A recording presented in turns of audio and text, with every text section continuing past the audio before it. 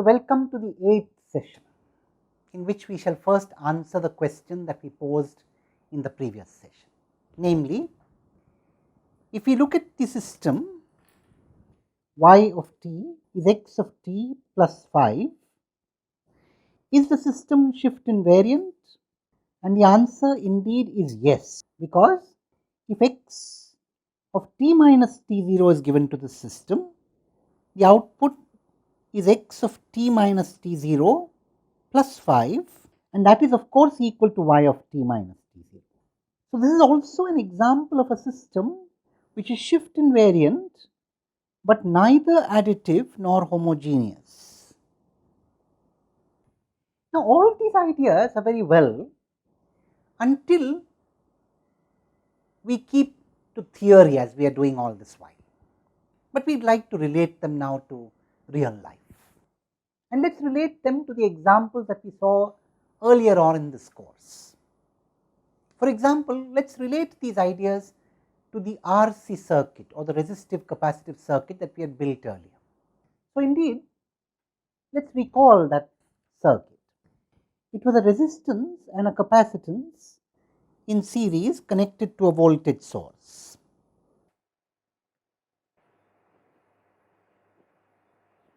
We could denote the voltage source like this with a polarity as shown, and the output was taken across the capacitor.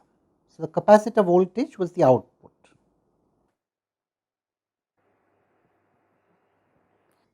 The input was the voltage source itself, the voltage input here.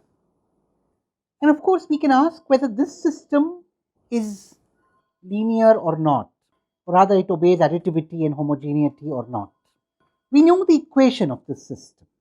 Recall that Vt, which is, or V in t, if we want to call it that, was equal to R times C dV output dt plus V output t. Or in other words, x of t, if you call xt the input, is Rc dyt dt plus yt. This was the describing equation of the system description. Now, we can ask whether this system is additive and homogeneous or not, and the answer is simple. Let us write down two different equations for two different inputs x1t and x2t.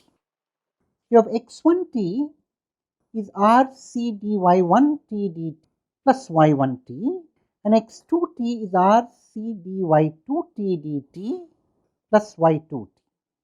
In fact, now we shall bring in a little variant on the notion of additivity and homogeneity, and we shall bring in one test for both of them called superposition. Let us introduce the principle of superposition.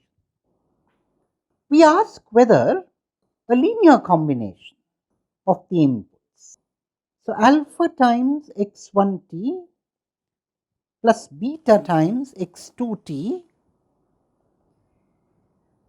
also results in the same linear combination of the outputs or not. So, take this equation and call it 1, and take this equation and call it 2. Multiply 1 by alpha and 2 by beta and add, and we get alpha times x1t plus beta times x2t is equal to Rc alpha times dy1t dt plus alpha times y1t plus Rc beta times dy2t dt plus beta times y2t. And after rearranging this, it is very easy to see that alpha x1t plus beta x2t results in Rc times d dt of alpha y1t plus beta y2t plus alpha y1t plus beta y2t.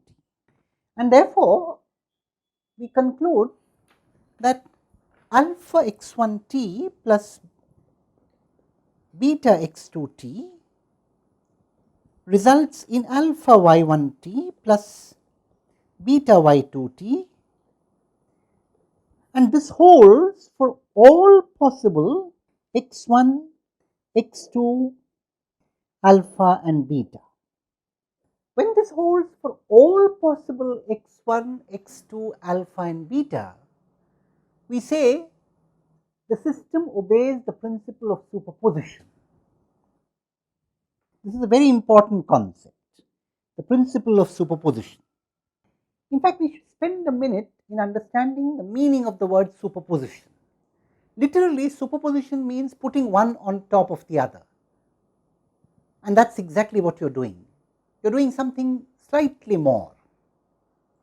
You are first scaling the two inputs and then putting one on top of the other, and you are asking whether the outputs suffer the same fate.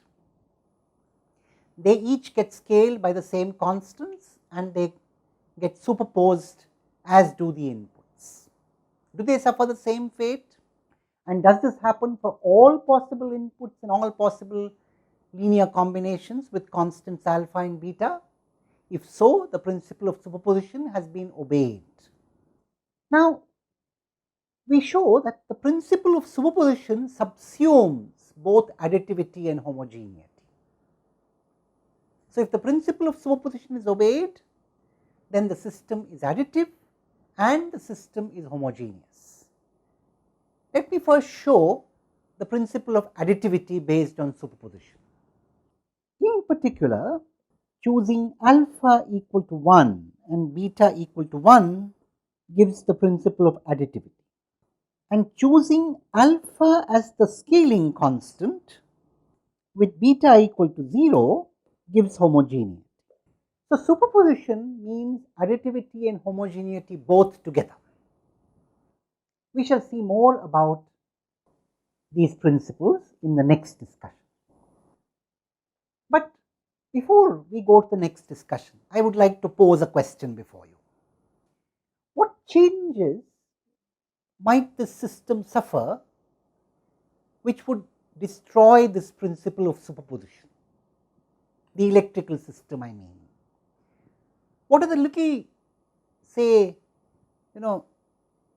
changes that electrical system needs to suffer? What changes do I have to respect in that possible changes to make the system non-superposable, or where it disobeys the principle of superposition? Do we need to have some changes in the elements, the way the elements behave, for example? Well, we will come back to it in the next